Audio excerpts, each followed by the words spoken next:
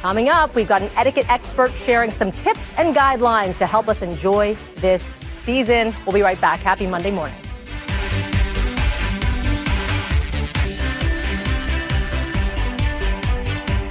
Good morning. Welcome back. Live look at Toronto this morning. Here's a question. How do you tell a stranger to be better about social distancing?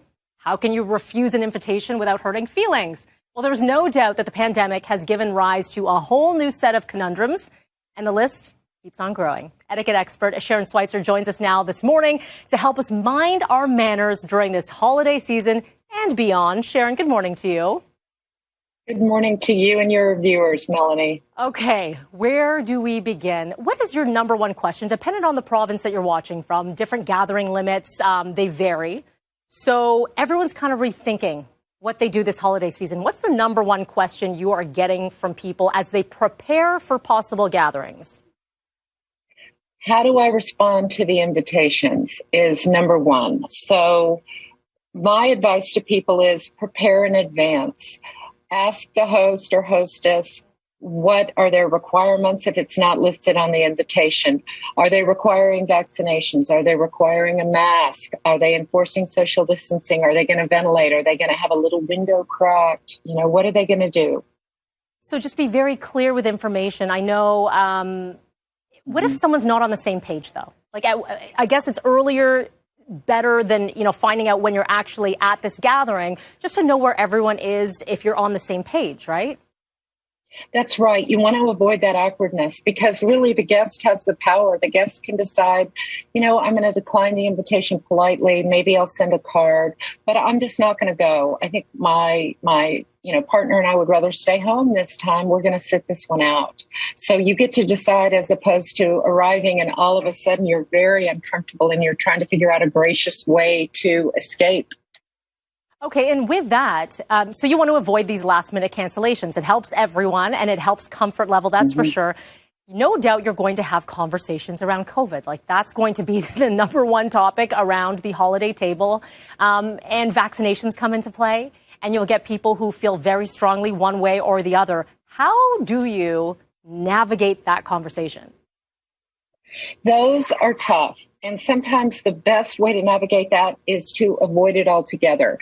There are so many things happening this time of year. You can talk about Nobel Prize winners. You can talk about books, some of the best-selling books, pets. People love to talk about their pets, their furry friends. You can talk about sports. Maybe potential winter sports, travel. There's all kinds of other options. If you end up getting caught up in one of those conversations, use humor as a way to deflect and say something like, it's a crazy time in Canada right now. And, all we can do is kind of watch and see what's going to happen next. But I know what I'm doing next. We're looking at this wonderful ski trip. What about you? Have you thought about what you're going to be doing for winter sports this time of year?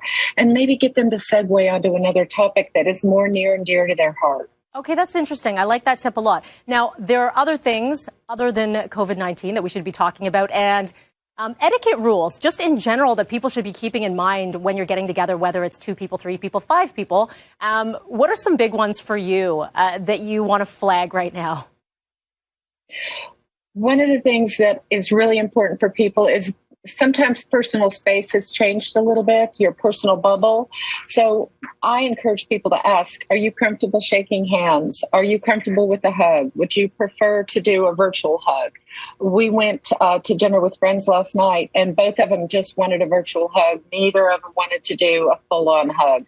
And so I was really glad we asked. I think that's important to give people the opportunity to accept or decline. It's interesting to have that conversation and say, are you good with a hug? Are you not? Because there's also people who were never good with hugs, but were forced into the hugging situation. And the pandemic has made them more vocal to say, you know what? I really wasn't a fan of this overall. So yes, always ask ahead of time. Where can we find more? Because there's some really great tips that you have here.